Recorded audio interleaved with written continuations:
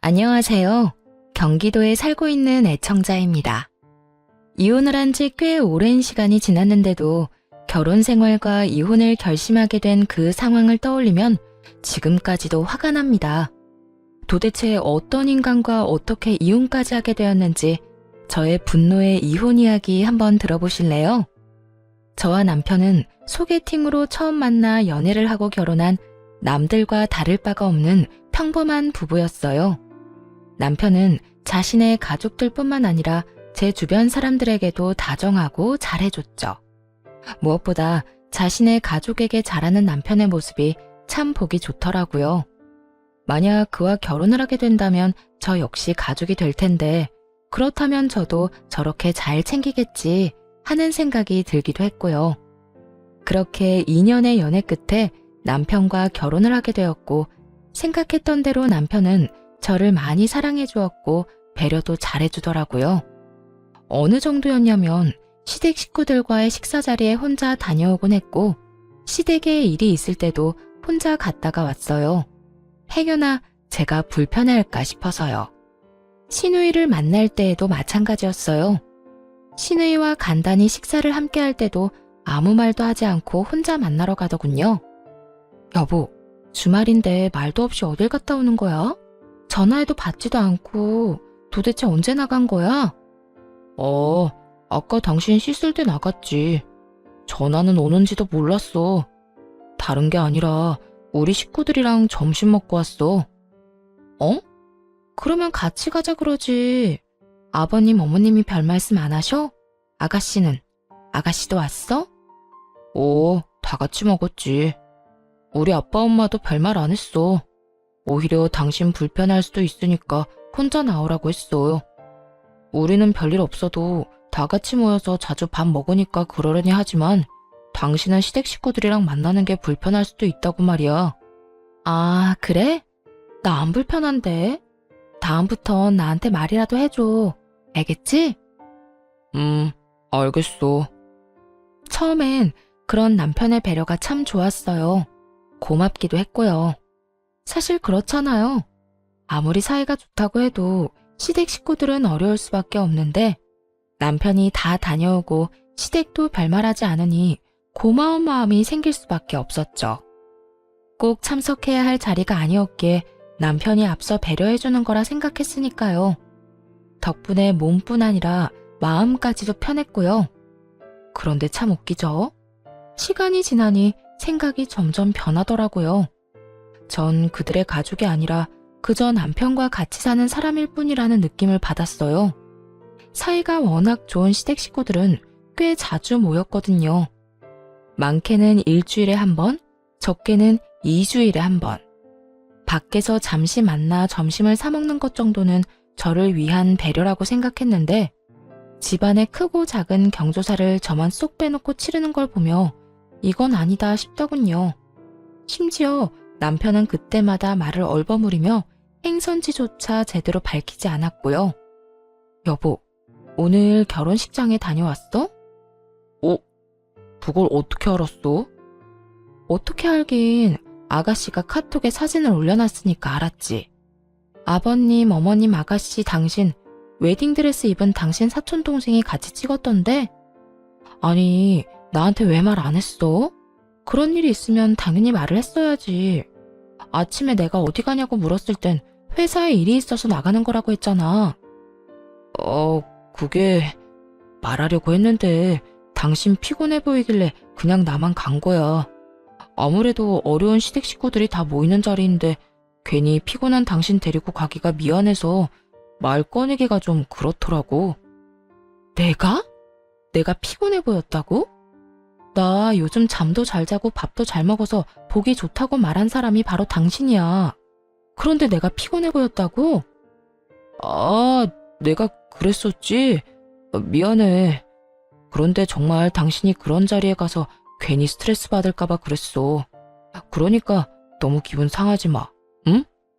작은 어머님께도 잘 말씀드렸으니까 걱정하지 말고. 집안 어른들께서도 불편하면 이런 자리에 굳이 참석 안 해도 된다고 하셨어. 아무리 그래도 이건 좀 아닌 것 같아. 앞으로 이런 집안 행사가 있으면 나한테 먼저 말을 해줬으면 좋겠어. 갈지 안 갈지는 내가 판단할 거야.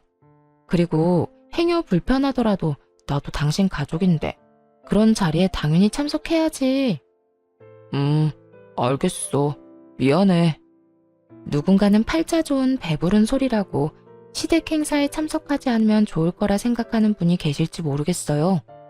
그런데 중요한 행사에까지 저를 완전히 배제하는 일이 계속되다 보니 이건 아니라는 생각이 들며 불만이 쌓이더라고요.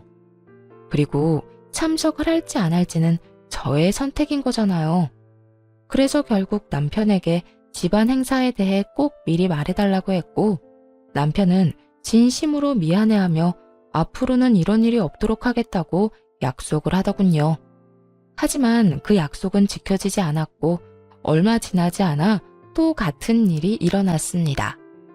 그날은 평일이었어요.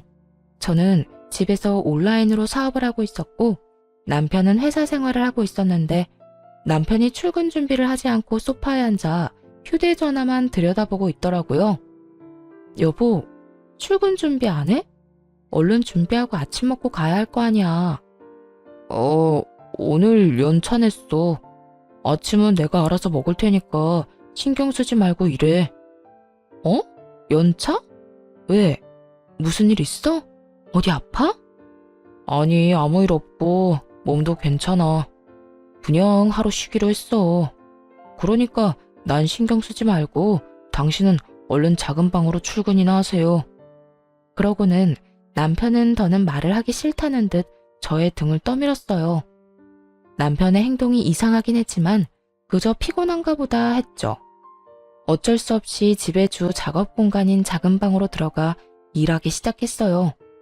그런데 일을 처리하다 보니 현관문이 닫히는 소리가 들리더라고요. 거실로 나가보니 남편이 온다 간다 말도 없이 사라진 거 있죠? 그래서 남편에게 전화를 걸었는데 받지도 않더라고요. 그 뒤로도 몇 번 더 전화를 걸어봤지만 계속해서 받지 않았고요. 휴대전화가 없었으니 가져간 것이 분명한데 전화를 받지 않아 걱정이 되다가도 왜 말도 없이 사라진 건지 몰라 화도 나더군요. 평소 전화 하나만큼은 잘 받던 남편이었기에 기분이 온종일 널뛰기를 했죠. 그러던 중에 날은 어두워졌고 저녁 7시가 다 되어서야 남편이 집으로 오더군요. 하루 종일 연락조차 되지 않던 사람이 웬 정장 차림으로 말이에요. 여보, 왜 전화를 안 받아? 걱정했잖아. 도대체 어딜 다녀온 거야?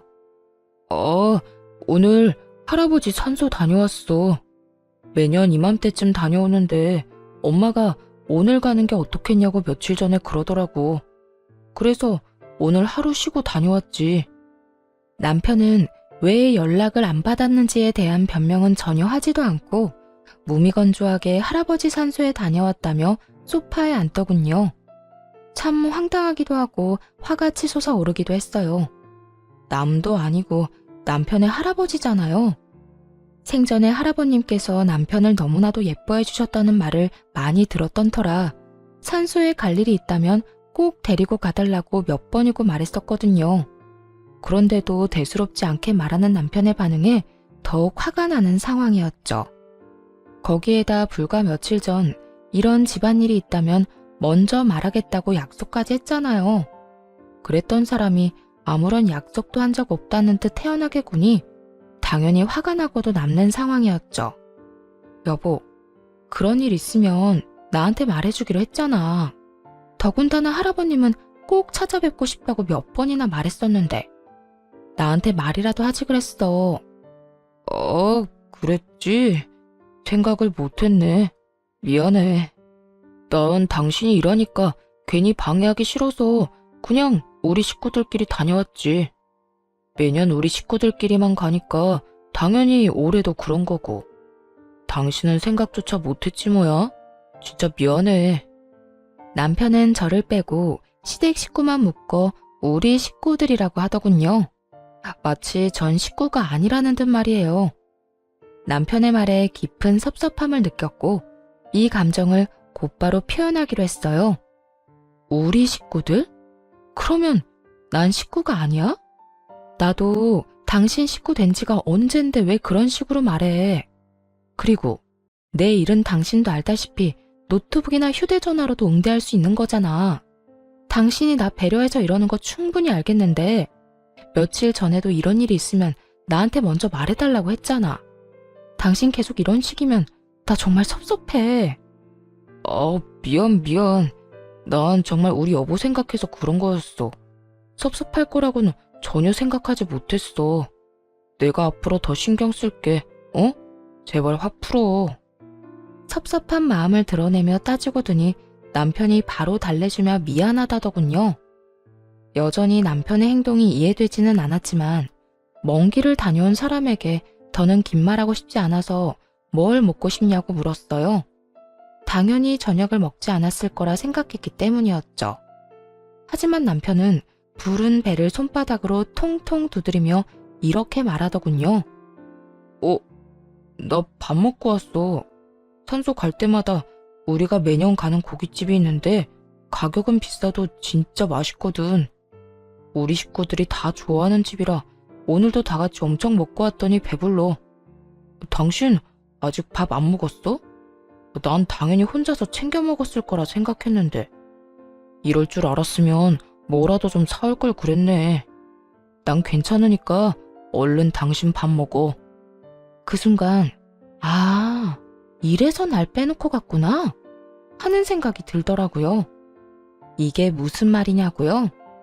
남편의 엄마, 그러니까 시모가 특별히 시집살이는 시키지 않았지만 유독 먹는 것이나 좋은 것 등을 주는 걸 참 아까워했거든요. 어쩌다 시댁에 가면 시모는 손님 대접하듯 식탁 한가득 밥상을 차려주긴 했는데 꼭 좋은 음식은 사람 수보다 적게 준비하곤 하더군요. 사람은 4명인데 음식은 3접시만 준비한다든지 하는 식으로요. 스테이크를 먹을 때면 저한테는 꼭 고깃덩이가 아닌 찌꺼기만 줬고요. 전복이나 삼계탕을 먹을 때면 제 몫은 아예 쏙 빼놓더라고요. 그럴 때마다 시모는 웃으며 늘 이렇게 변명했어요. 어머, 이래서 습관이 무섭다니까. 아들이랑 며느리 오는 날이라고 장 봐놓고선 꼭 습관처럼 3인분만 사게 돼. 아가, 미안해. 다음엔 꼭 잊지 않을게. 이런 상황도 한두 번이어야 웃으면서 그런가 보다 하는 것이지. 매번 이런 일이 반복되니 실수가 아니라는 생각이 짙어지더군요. 이것뿐만이 아니었어요. 비싸고 좋은 곳에서 외식을 할 때면 시댁 식구들 불편할 거라며 부르지 않더니 저렴하고 가성비 좋은 식당에 갈 때면 자주 봐야 진정한 식구가 된다며 부르더군요. 그 식사 자리 계산을 남편이 하는데도 말입니다. 여러 정황으로 볼 때 이날 역시 시모가 저를 못 오게 한 것이라는 확신이 들어서 슬쩍 남편을 떠보기로 했어요. 혹시 오늘 어머님이 나 데리고 오지 말라고 하신 거야? 그게 무슨 말이야. 그런 건 왜 물어? 아니, 혹시나 해서 말이야. 사실 우리 시어머니 같은 분이 또 계실까 싶어. 시집살이를 시키기를 해, 연락 자주 하라고 잔소리를 하시기를 해. 그래서 오늘도 며느리 귀찮을까봐 오지 말라고 해주셨나 해서 말이야. 그렇지? 사실 엄마가 당신한테 굳이 말하지 말라고 하시더라고. 그냥 우리끼리 다녀오자며 이런 건 며느리들이 귀찮아할 수도 있다고 하셨어. 그래서 그냥 나 혼자 다녀온 거야. 그리고 아까 당신한테 전화 왔을 때도 괜히 전화 받아서 신경 쓰게 하지 말라고 하시더라니까. 내 입으로 이런 말 하긴 그렇긴 한데 정말 우리 엄마 같은 시어머니가 어딨어. 정말 당신을 며느리가 아니라 딸처럼 여긴다니까. 그래? 참, 우리 어머님 같은 분이 또 없겠네. 그렇지? 이로써 한 가지는 확실해지더군요. 예상대로 시모는 제 입에 들어가는 음식을 아까워하는 사람이라는 건 말입니다. 다 큰 어른이 먹는 것 가지고 저렇게 치사하게 굴다니 어이가 없긴 했지만 그래서 더 섭섭하고 마음이 상하는 것도 사실이었어요. 더군다나 시모의 배려 아닌 배려 때문에 서로 부딪힐 일도 극히 적었는데 이런 식으로 대할 만큼 적대심을 가진 이유를 몰라 답답한 마음이 크기도 했고요. 다만 시모의 의중을 확실하게 알게 된 그날 이후 저도 변하기로 했습니다. 더는 시댁 식구들의 일에 깊이 관여하지 않기로 마음먹었고 시모와 마찬가지로 좋은 음식이 있으면 알리지 않고 남편이랑만 먹기로 했어요. 시모와 하루에 한 번씩은 꼭 통화하는 남편이 이런 이야기를 하지 않을 리 없었죠. 어느 날부턴가 시모에게서 연락이 오더라고요. 섭섭한 마음을 숨기지 않은 채 말이에요. 아가, 어제 네 남편이랑 몸보신하고 왔다며? 그 장어집 우리도 꼭 가고 싶었는데 예약이 힘들어서 못 가고 있었거든. 네, 어머님. 저희도 꼭 가고 싶었는데 우연히 예약 성공해서 다녀왔어요. 소문대로 입에서 살살 녹더라고요. 오랜만에 몸보신 제대로 하고 왔어요. 그랬니? 맛있게 먹고 왔다면 다행이네. 그런데 아가, 그렇게 맛있는 데 갈 땐 좀 불러주지 그랬어. 우리도 몸보신이 참 필요할 때인데 말이야. 아, 그게요, 어머님. 그이한테 들어보니까 어머님이 식구들 외식할 때마다 절 일부러 빼놓으신다면서요. 혹시라도 제가 불편할까 봐요. 그래서 따로 연락해서 같이 드시자고 말씀드리기가 좀 그랬어요. 저는 전혀 불편하지 않은데 혹시라도 어머님께서 불편하실 수도 있잖아요. 그이한테 매번 그렇게 말씀하신 이유가 있으실 테고요. 뭐 설마 밥값이 아까워서 그러셨을 리는 없고 아무래도 저를 불편하신다는 생각이 들더라고요. 어머, 그럴 리가 있니? 아니야. 내가 널 왜 불편해하겠어? 네 말대로 밥값이 아까워서도 아니고 말이야. 난 그저 시댁 식구들하고 외식하면 네가 불편할까 봐 그랬지. 전 정말 안 불편해요. 그러니까 앞으로는 비싸고 맛있는 거 먹으러 갈 때 남편이랑 같이 좀 불러주세요. 그러면 저도 어머님도 안 불편해하시는 걸로 알고 연락도 자주 드리고 자주 함께하는 식사 자리 마련할 테니까요. 응? 그러도록 하마.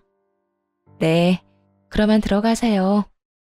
통화 내내 웃으며 대응하자 시모는 그 어떤 말도 하지 않더라고요. 아니, 할 수가 없는 상황이었겠죠. 제가 화를 낸 것도 아니었고 그렇다고 시모와 싸운 것도 아니었으니까요. 어떤 말도 못한 채 그저 속만 부글부글 끓일 시모의 모습이 눈에 훤히 보였어요. 그날 이후 남편은 시모에게 무슨 말을 들었는지 시댁에 항상 절 데리고 가더군요. 하지만 시댁 방문을 함께 할 뿐 저를 대하는 시모 행동은 변하지 않았습니다. 당연히 음식으로 사람을 차별하는 짓은 여전했죠. 멍하니 차별을 당하는 것도 하루 이틀이지 매번 그런 식으로 사람을 웃으며 차별하니 저 역시 노하우가 생기더군요. 어느 날은 복날이라며 시모가 저희를 집으로 불렀어요. 그날 역시 삼계탕을 끓였다면서 닭은 3마리만 넣어 먹음직스럽게 담아두곤 또 깜빡했다며 웃어 보이더라고요. 어머, 정말 이래서 나이 들면 가만히 있어야 한다는 말이 있는 모양이다. 어쩌지? 내가 또 닭을 3마리만 샀지 뭐야. 그릇에 담으면서 알았어. 아가, 미안하구나. 내가 잘 나눠서 네 목도 만들어 줄 테니 얼른 앉아서 먹어. 그러더니 시모는 인심 쓴다는 듯 제 그릇에 고기들을 덜기 시작했어요. 당연히 3마리의 닭 목뼈와 뻑뻑하기 짝이 없는 가슴살들만요. 그런 시모를 제지하며 정 괜찮으니 마음껏 드시라고 했죠. 그러곤 저는 좋아하진 않지만 시모가 환장하는 게장을 1인분 시켜버렸어요. 심지어 배달비까지 더 얹어서요.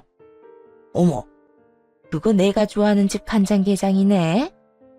그런데 그만큼만 시킨 거니? 네, 다들 삼계탕 드시면 되니까 딱 저 먹을 것만 시켰어요. 넌 원래 게장 안 좋아한다고 하지 않았니? 그랬는데 식구끼리 담는다는 말이 딱 맞나 봐요. 언제부턴가 어머님이 제일 좋아하시는 이 간장게장이 그렇게 맛있더라고요. 그렇지 않아도 간장게장이 너무 먹고 싶었는데 어머님께서 삼계탕을 딱 3인분만 준비하신 덕에 이렇게 시켜 먹네요. 시모는 내심 한 입 먹어보란 말을 기다리는 듯 했지만 냉큼 등딱지를 뜯어 내장을 밥에 다 비비곤 끼어들 틈도 없이 먹기 시작해버렸죠. 이런 상황에 남편과 시부는 뭘 했냐고요? 두 사람은 제가 잘 먹으니 그저 보기 좋다며 허허 웃더군요. 네, 시부와 남편은 그저 좋은 게 좋다는 마인드의 소유자였어요. 누가 봐도 신경전을 벌이는 이 상황을 보고도 그냥 그런가 보다. 정말 간장게장을 먹고 싶었나 보다 하고 생각하는 사람들이었죠. 좋은 말로 하면 묻어나고 나쁜 말로 하면 눈치라곤 눈꼽만큼도 없달까요? 그렇다 보니 이런 상황에서 기분이 상하는 사람은 시무뿐이었고 의미 없는 기싸움이 지속될수록 시무는 자신이 파놓은 함정에 빠지는 꼴이 되었죠. 상황이 그렇게 흘러가자 더는 시무가 치사하게 행동하는 이유가 궁금하지 않았어요. 그저 이 유치찬란한 짓거리에 지고 싶지 않은 마음만이 가득했죠. 그냥 무시해버리면 그만이지만 그런다고 해도 상황이 해결되지는 않잖아요. 저만 쫄쫄 굶고 기분 상하는 상황으로 이어질 것이 분명하니 더는 가만히 참고 넘기고 싶지 않았습니다. 물론 처음엔 남편에게 넌지시 말을 해보기도 했었어요. 하지만 눈치라곤 전혀 없는 멍청한 남편은 시모의 말을 굳건하게 믿고 있더라고요. 여보, 어머님이 혹시 나에 대해서 별말 안 해? 내가 뭘 어머님께 잘못했다거나 마음에 들지 않는 것이 있다거나 하는 거 말이야. 어? 갑자기 그런 건 왜 물어? 아니, 당신 집 갈 때마다 깜빡했다고 하시면서 내 음식은 준비 안 하시잖아. 외식할 때도 날 빼놓으시고 말이야. 혹시 내가 뭘 잘못했나 걱정이 돼서 물어보는 거야. 그런 거 아니야. 당신한테 불만 있거나 당신이 뭘 잘못한 게 아니라 엄마는 정말 며느리인 당신이 불편할까봐 그런 거라고 했다니까. 음식도 정말로 깜빡한 거래. 항상 습관이 무섭다면서 당신한테 정말로 미안해 하더라니까. 그러니까 그런 걱정하지 마. 우리 엄마가 당신 생각을 얼마나 하는데. 이렇게 확신을 하는 남편을 보며 더 설명하기를 포기했어요. 살 길은 혼자 알아서 찾아야 하겠더군요. 그렇게 시모와 신경전을 벌이던 어느 날 시모의 생신이 다가왔어요. 생신이고 나발이고 시모에게 무엇 하나 해주고 싶지 않은 마음이 굴뚝 같았지만 막상 생신날이 다가오니 또 가만히 있을 순 없더라고요. 그래서 시모 생신을 기념해 남편과 제주도 여행을 계획하게 되었어요. 평소 좋아하시던 곳에서 식사 대접이나 하면 되지 않을까 생각했지만 매년 생신 때면 여행을 다니곤 했다는 남편의 말에 그렇게 하기로 한 것이었어요. 여행 경비는 당연히 남편과 함께 부담했고 괜히 돈 쓰고 욕먹고 싶지 않아 최고급 숙소에 여행 코스까지 신경 써서 짜두었죠. 어느새 출발날이 되어 공항으로 향했어요. 볼 일이 있다고 해서 시부와 시모는 먼저 공항으로 가 있는 상태였죠. 시모와 좀 껄끄럽긴 했지만 오랜만에 여행이라 들뜬 마음으로 공항으로 들어섰는데 저를 발견한 시모가 득달같이 달려와 다짜고짜 화를 내기 시작하더군요. 넌 왜 온 거니? 우리 식구들끼리 가는 여행에 네가 왜 눈치도 없이 끼냔 말이야? 눈까지 뒤집으며 갑자기 화를 내는 시모의 모습도 시모의 입에서 흘러나오는 그 모든 말들도 정말 너무 어이가 없더라고요. 저도 엄연히 남편의 아내로서 한 가족이 된 건데 가족 여행에 왜 눈치도 없이 끼었냐뇨. 저도 식구잖아요. 남편이 가는 가족 여행에 저도 같이 가는 게 당연한 거 아니에요? 그리고 이 여행 제가 다 예약하고 돈도 냈다고요. 그런데 왜 함께 못 가는 건데요? 시모의 말에 지지 않고 말하자 시모가 코웃음을 치며 이렇게 말하더군요. 당연하긴 뭐가 당연해. 넌 그냥 여기 남아있거라. 괜히 따라와서 내 기분 상하게 하지 말고. 얼마를 썼는지는 모르겠지만 내 생일 선물 줬다고 생각하려무나. 지금 돈이 문제가 아니잖아요. 어머님은 이게 말이 된다고 생각하세요? 말이 안 될 건 또 뭐니? 이번 여행의 주인공은 나고 주인공인 내가 너랑 가기 싫다는데 그럼 넌 그냥 빠지면 되는 거야. 너 하나만 빠지면 우리 가족 여행이 더 즐거울 텐데 그게 뭐 그렇게 말이 안 되는 소리라고 따지고 드는 게야? 넌 그냥 내가 돌아가라고 하면 가면 되는 거라고. 시모는 말을 끝내자마자 더는 할 말이 없다는 듯 등을 돌려버렸어요. 너무 황당해 어떤 말도 나오지 않았죠. 그저 이 상황을 남편이 해결해 줄 거란 믿음을 가지고 그쪽을 바라보았어요. 하지만 남편은 이런 믿음을 비웃기라도 하듯 저보다 더 당황스럽다는 표정을 지어 보이며 다 기어들어가는 목소리로 말했어요. 여보, 어쩔 수 없겠다. 지금은 그냥 집에 가. 뭐? 나 그냥 집에 가라고? 무슨 이런 경우가 있어? 미안해. 그런데 이번 여행은 엄마 생신 기념 여행이잖아. 그러면 엄마가 주인공인데 이렇게 싫다고 하시는 걸 어쩔 수 없잖아. 매년 우리 식구들끼리만 여행을 가서 그런지 엄마도 당신이 같이 갈 거라는 생각을 못해서 지금 이 상황이 당황스러운가 봐. 그러니까 지금은 그냥 집에 가고 여행 다녀와서 이야기하자. 어? 남편은 또다시 우리 식구들이라고 하며 저만 쏙 빼놓고 말하더군요. 그날만큼은 이대로 남편을 보낼 수 없었어요. 당신 진짜 너무하는 거 아니야? 매번 우리 식구 하는데 난 당신 식구 아니야? 왜 매번 이런 식으로 선을 긋는 거야? 그리고 다른 건 몰라도 이건 아니지. 이런 식으로 날 집에 혼자 돌려보내는 건 진짜 아니라고. 그러면 그냥 당신도 나랑 집에 가. 어머님이 날 싫어하신다니 여행 같이 안 갈 테니까 당신도 나랑 집에 가자고. 그럴까? 나 그래도 돼, 엄마? 남편이 이러지도 저러지도 못하고 시모를 보며 묻자 시모가 신경질적으로 저를 쏘아보곤 남편의 손을 잡아 끌더군요.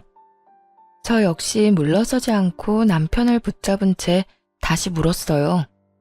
정말 이대로 그냥 갈 거야? 나만 남겨두고? 결국 남편은 곤란하다는 듯 제 손을 뿌리치더니 어쩔 수 없다는 말만 남기곤 시모의 손을 잡고선 멀어졌어요.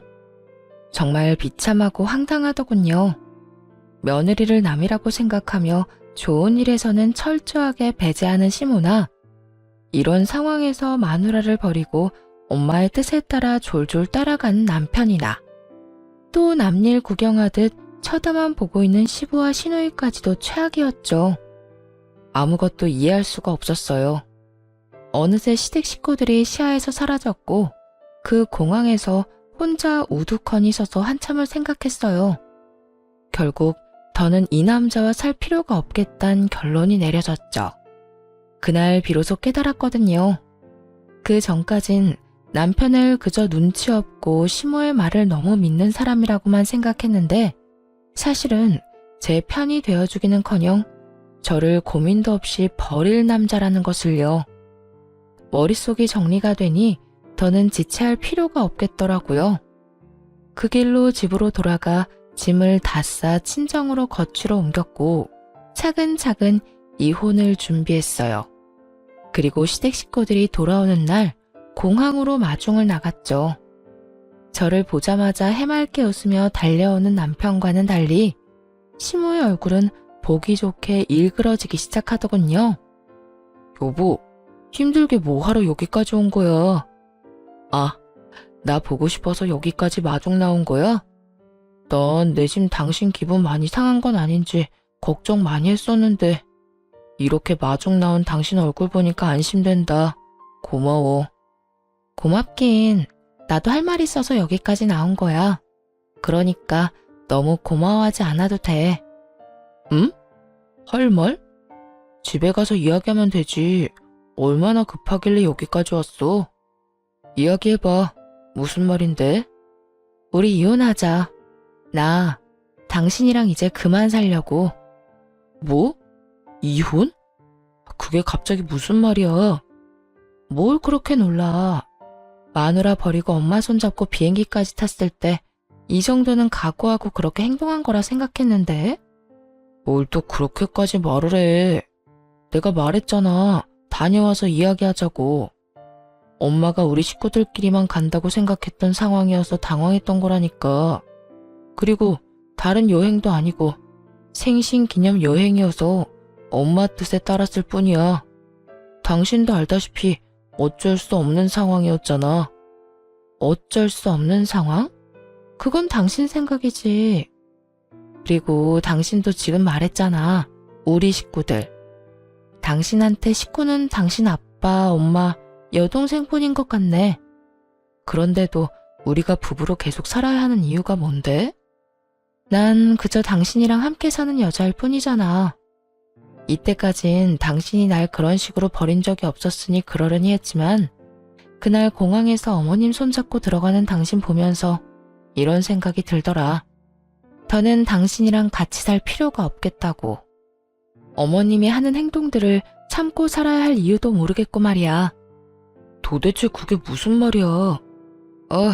일단 자세한 이야기는 집에 가서 하자. 하여튼 이혼은 절대 안 돼. 이혼은 무슨 이혼이야? 갑작스러운 이혼 통보에 남편은 그게 무슨 말이냐며 도무지 영문을 알 수 없다는 표정으로 저를 바라보더군요. 한편 시모는 특유의 비웃음을 지으며 남편을 대신해 말을 하기 시작했어요. 이혼? 그래, 차라리 잘 됐어. 이혼의 아들. 엄마, 그게 무슨 말이야? 무슨 말이긴, 말 그대로 이혼하라는 말이지. 나 사실 처음부터 제 마음에 안 들었어. 아들이 좋다니까 아무 말 안 했지만 하나부터 열까지 다 싫었다고. 오죽 싫었으면 제 입에 들어가는 밥알 한 톨까지 아까웠을까. 엄마, 무슨 말을 그렇게 해? 남편이 이건 아니다 싶었는지 시모의 말을 끊으려 노력했지만 시모는 아랑곳하지 않고 남편을 뿌리치고는 말을 이어나가더군요. 그동안 원인을 알 수 없어 그렇게나 궁금해하던 시모가 왜 그렇게까지 절 싫어하는지에 대한 이유가 밝혀지는 순간이었어요. 내가 오죽했으면 이러겠어? 제가 들어오면서 완벽했던 내 가정이 다 산산조각 났잖아. 그리고 제가 너랑 어울린다고 생각하니? 내 며느리로 급이 맞느냔 말이야. 우리 아들은 대한민국 사람이라면 다 아는 그런 회사에 다니는데 쟤는 맨날 방구석에서 사업한다고 자판이나 두들겨 대고. 내가 뭘 보고 마음에 들어 하겠어? 쟤만 보면 원통에서 잠도 안 온다고. 들어보니 시모는 제 직업뿐만 아니라 시댁에 비해 가진 것이 없는 저의 친정까지 불만족스러웠다고 하더군요. 그렇다고 해서 친정이 찢어지게 가난한 건 아니었어요. 자가도 있었고 부모님 노후 준비도 다 되어 있으신 상태였거든요. 시모는 하나부터 열까지 마음에 안 드는 절 받아들인 것은 오로지 남편 때문이었고 결혼을 하고 나니 제 꼴이 더 보기 싫어졌다는 말까지 서슴없이 해댔어요. 거기에다 이런 말도 하더군요. 사업? 웃기지도 않아서. 사업은 아무나 하는 줄 아는가 보지. 사업한다고 방구석에 처박혀서 내 아들 돈으로 편하게 사는 건 누가 모를 줄 알아? 어디 내 아들 등골이나 빼먹는 거머리가 건방지게 뭐? 이혼? 누가 이혼하자고 하면 무서워할 줄 알아? 아들, 당장 이혼해라. 그렇게 시모가 저를 차별하고 미워했던 이유들이 밝혀지고 나니 거친 말들을 서슴없이 하는 시모에게 화도 나지 않더라고요. 아, 그랬어요. 진작 말씀하시지 그러셨어요. 그랬으면 이런 결혼은 하지도 않았을 텐데. 어찌되었든 이혼은 하기로 했고 그렇게 완벽했던 가정으로 잘난 아들 돌려보내 드릴 테니 당장 데리고 가세요. 저도 미련 없어요. 누군 미련이 있는 줄 아니? 내 아들은 알아서 할 테니 넌 내가 사준 집에서 짐부터 빼. 짐이요? 걱정도 하지 마세요. 이미 짐 다 뺐으니까 이혼이나 빨리 하게 해주세요. 이쯤 되자 상황은 빠르게 정리되어 갔어요. 대화가 마무리될 때쯤 입을 꾹 다물고 있던 남편이 시모에게 말하기 시작하더군요. 이혼만은 싫었는지 저를 가로막고 서서 하는 말이 웃기지도 않았어요. 엄마, 무슨 말을 그렇게 해? 난 이혼하기 싫다니까. 그리고 이 사람 집에서 그냥 노는 거 아니야. 온라인 사업으로 돈 꽤 벌어서 요즘 매장도 알아보고 다닌다고. 이때껏 번 수익금으로 매장 연다고 말이야. 일정하진 않지만 고정 수익도 꽤 되고 장사 잘 되는 달엔 내 월급보다도 잘 벌어. 도대체 엄마는 이 사람을 어떻게 생각하고 있었던 거야? 뭐? 그만큼이나 잘 번단 말이야? 아니, 집구석에서 뭘 하길래 돈을 그만큼이나 벌어? 아들이 뭘 잘못 알고 있는 거 아니야? 요즘 세상이 어떤 세상인데? 꼭 회사에 다니지 않아도 자기 능력만 되면 얼마든지 집에서도 돈을 벌 수 있다고. 남편이 열을 올리며 설명하자 시모가 조금 당황한 듯 하더라고요. 급하게 저의 눈치를 살피며 말까지 더듬기 시작했으니까요. 하지만 그것도 잠시 역시나 지기 싫었는지 끝까지 이혼하라고 고함을 지르더군요. 수익이고 뭐고 난 그래도 쟤 싫으니까 이혼해. 쟤도 너 싫다고 이혼하자는데 네가 뭐가 모자라서 이러는 거야? 아들, 선택해. 너 엄마야 쟤야. 네가 선택하라고. 시모의 입에서 결국 결정하라는 말이 흘러나왔습니다. 멍청하게도 그 순간 기대라는 걸 하고 있는 저 자신을 발견했어요. 확고하게 이혼을 결심하고 왔음에도 불구하고 시모 앞에서 저의 입장을 대변하는 남편을 보며 기대를 했던 것이었죠. 어쩌면 이제라도 남편이 제 편이 될 수도 있지 않을까 하는 기대를 말이에요. 그렇게 몇 시간 갔던 몇 초가 지나고 결국 남편이 결정을 내렸어요. 아니나 다를까 공항을 떠날 때와 마찬가지로 어쩔 수 없다는 눈빛을 보내더군요. 마지막 기대와 희망이 사라지니 허탈하기도 하고 조금이라도 기대했던 저 자신이 한심스러워 그저 웃음이 났어요. 그렇게 한바탕 웃고 난 후 마지막 말을 남기곤 이번엔 제가 먼저 돌아와 버렸어요. 끝까지 당신이나 당신 엄마나 참 대단하다. 그래, 이혼하자. 얼른 준비해서 하루라도 빨리 이혼할 수 있게 해. 집으로 돌아오는 차 안에서 얼마나 울었는지 몰라요. 이제는 남편과 헤어져야 해서가 아니라 겨우 이딴 취급을 받은 제가 너무 불쌍해서 말이에요. 비록 스스로 결정하고 한 결혼이지만 이런 상황이 되니 그저 한없이 초라하기만 하더라고요. 그러면서 다신 이런 꼴을 당하지 말자며 마음을 단단히 먹었어요. 그렇게 집으로 돌아와 마음을 안정시키고 있는데 남편에게서 전화가 오더라고요. 분명 짐을 다 뺐다고 말을 했는데 듣지도 않았는지 어디냐고 묻지 뭐예요. 여보, 집에 다 같이 왔는데 당신 어디야? 왜 집에 없어? 아까 내가 한 말 어디로 들은 거야? 내 짐 다 뺐다고 당신 엄마한테 말했잖아.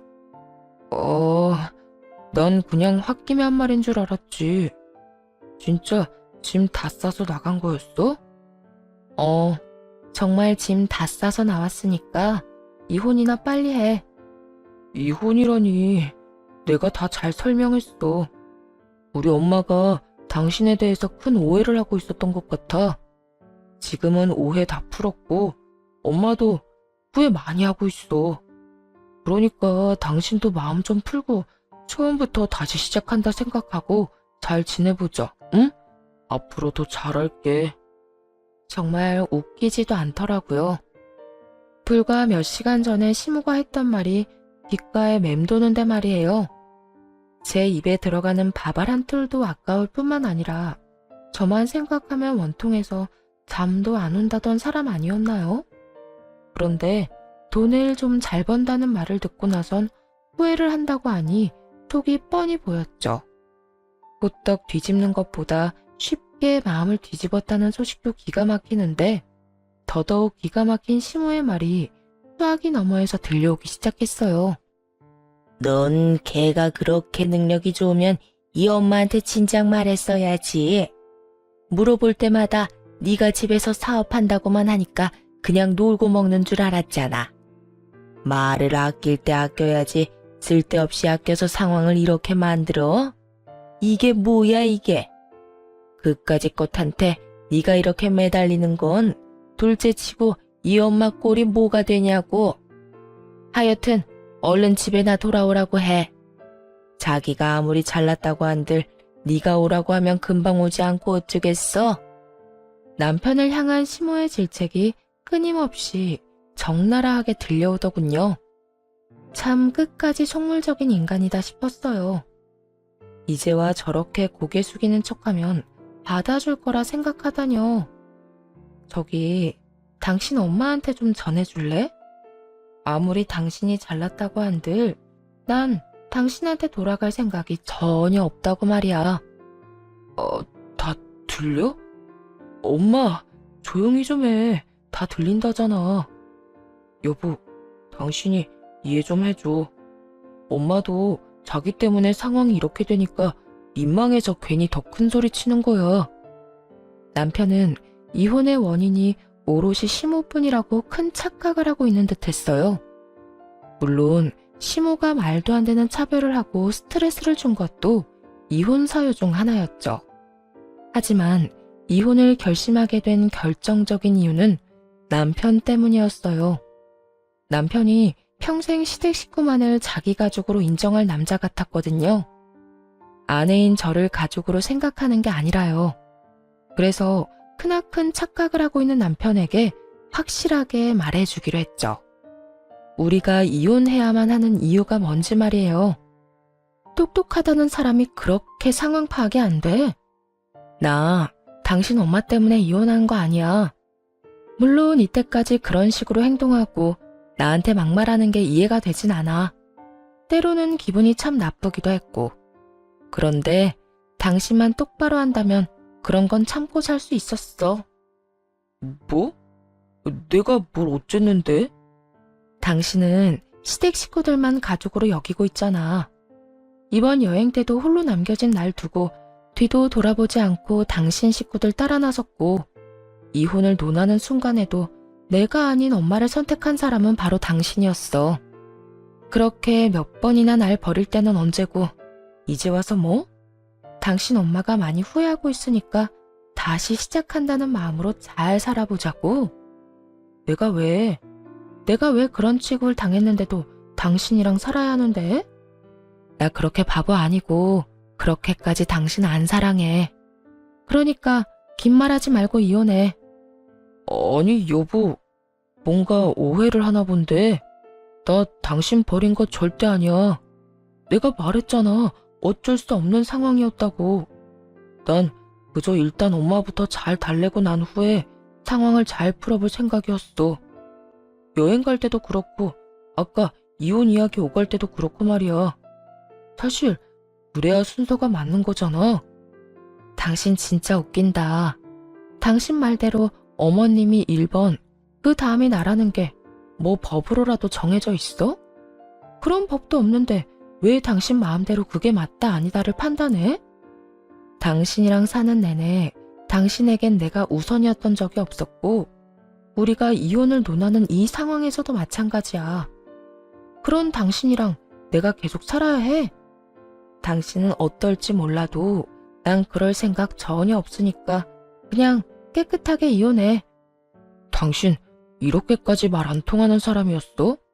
그럼 내가 그 상황에서 부모는 뒷전에 두고 당신을 따라갔어야 했다는 그 말이야? 그래, 한 번쯤은 그렇게 했어야지. 아니, 그런 척이라도 해줬어야지. 그런데 당신은 늘 고민도 없이 당신 엄마만 따랐었고, 입에 달고 사는 말인 우리 식구들에 난 항상 없었어. 당신이 나한테 말이 안 통한다고 해도 더 이상 아무런 상관도 없고 거기에 변명할 생각도 없으니까 이혼해 그냥. 남편과의 다툼이 긴 시간 동안 이어졌어요. 결국 옆에서 듣고 있던 시모가 남편의 휴대전화를 빼앗아 들었고 입에 담지도 못할 욕을 저에게 쏟아내는 것을 마지막으로 대화는 끝났습니다. 막상 그렇게 이혼을 하고 나니 생각했던 것보다 아무렇지 않더라고요. 이미 남편에 대한 마음이 식어버려서인지 아니면 기대가 사라진 후여서인지 몰라도 이혼이 확정되는 그 순간까지도 눈물 한 방울 나지 않았습니다. 그 후 얼마 지나지 않아 지인을 통해 전 남편의 재혼 소식을 들었어요. 그 소식을 마지막으로 더 이상 전 남편의 소식을 알 수는 없었고요.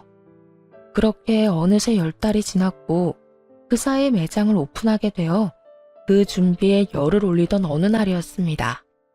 거짓말처럼 이혼은커녕 결혼했었다는 사실조차 잊고 살고 있었는데 갑자기 생뚱맞게 전화를 한 통 받게 되었어요.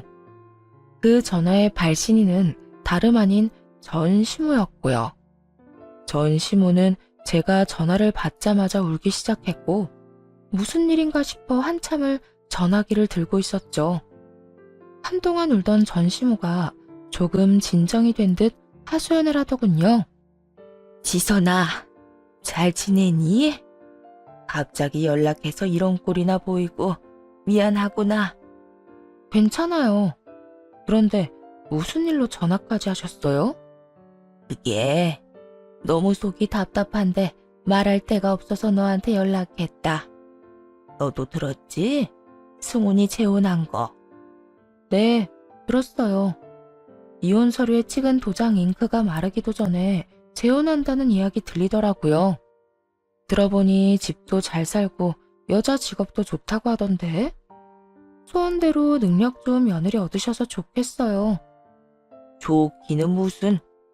나도 그런 줄 알고 결혼시키려고 온갖 짓을 다 했는데 그 여우 같은 년이 글쎄 우리 아들을 뺏어갔어.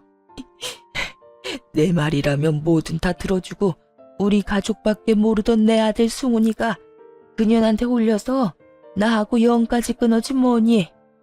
들어보니 아주 가관이더군요. 전 시모는 마음에 드는 며느리감을 구해 전 남편과 결혼을 시켰고 새로운 며느리에겐 오라가라 하며 시집살이를 시켰다고 하더군요. 마음에 안 들어서 식구로 여겨주지도 않았던 저를 대했을 때와는 다르게 말이죠. 그러면서도 여전히 아들은 자기 손바닥 위로 올려두었고요. 상황이 그렇게 되자 하루가 멀다고 며느리와 다투었고 새 며느리는 전 남편을 살살 구슬려 자신의 편으로 만들기 시작했대요. 상황이 묘하게 이전과 비슷하게 흘러가는 것을 느낀 전 남편은 2번 이혼하기는 싫었는지 이번엔 엄마를 버리고 자신의 가정을 선택했다더군요. 그래서 이런 상황이 돼버렸다고 하며 전 시모가 또 눈물을 짜내기 시작하더라고요. 어떡해, 우리 승훈이가 나한테 이럴 수가 있니? 그렇게 자랑하던 잘난 아들 한 번 이혼시킨 것도 모자라 2번 이혼시키지 못해 서럽다며 우는 전 시모의 말을 듣고 있는데 참 끝까지 정신 못 차리는 인간이라는 생각이 들더라고요. 다른 사람도 아닌 전 며느리에게 연락해 이런 하소연을 할 정도니까요. 거기까지만 해도 기가 차서 할 말이 없었는데 더 가관인 말이 전 시모의 입에서 흘러나오기 시작했어요. 이럴 줄 알았으면 그냥 널 붙잡을 걸 그랬다. 내가 너랑 이혼한다고 할 때 무릎 꿇고 빌 걸 그랬어. 얼마나 후회가 되는지 몰라. 그래서 하는 말인데 너 지금이라도 우리 승훈이랑 다시 시작하면 안 되겠니? 우리 아들이 널 많이 사랑했었으니까 네가 돌아온다고 하면 다 정리하고 올 거다. 정말 대단하지 않나요? 60년이 넘는 세월 동안 도대체 어떤 생각을 가지고 살았길래 저러는지 제 상식으론 도저히 이해가 되지 않더라고요.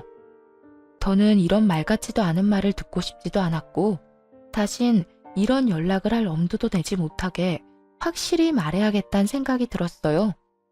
그걸 말이라고 하세요? 제가 왜요? 저랑 살 때는 엄마 말이라면 뭐든지 따르고 이제는 새 와이프 말이라면 다 따르는 줏대없는 남자한테 무슨 미련이 남아서요? 이제 와서 아쉬운가 본데 버스 떠난 뒤에 손 흔들어봤자 돌아오지 않는 거 몰라요? 그렇게 아들만 치켜세우고 며느리는 없는 사람 취급하더니 결국에는 소중했던 아들 잃은 꼴이 참 보기 좋네요. 뭐야? 너 무슨 말을 그렇게 해? 예의라는 걸 모르니? 어떻게 자식 뺏긴 어른한테 그딴 말을 할 수가 있어? 저는 남편을 뺏겼었는데 이 정도 말은 할 수 있는 거 아닐까요? 하여튼 전혀 아줌마 뜻대로 움직여줄 생각 없으니까 괜한 기대는 변기통에나 잘 버리세요. 다신 연락도 하지 마시고요. 그대로 단호히 전화를 끊어버렸고 그 후론 어떤 연락도 오지 않더라고요. 그러게 있을 때 잘하라는 말이 괜히 생긴 말이 아니란 생각을 했네요. 이후에 다시 이혼에 대해서 잊고 사업에 더 집중하며 지냈고 요즘은 사업을 키우는 일에 매진하고 있어요. 이혼 후에 일은 더 잘 풀리기 시작했는데 좋은 거래처를 만나게 되었고 좋은 기회도 생겼어요. 덕분에 뭔가 좋은 일이 생길 것 같은 요즘이네요. 추진하고 있는 일이 어느 정도 자리 잡고 나면 저를 위한 시간을 좀 가져보려고요. 사연 들어보니 여행을 많이들 떠나시는데 저도 떠나볼까 생각하고 있어요. 이혼 때문에 인생의 실패자가 되면 어쩌나 하는 마음에 걱정을 많이 했는데 막상 하고 나니 그깟 이혼 별거 아니더라고요.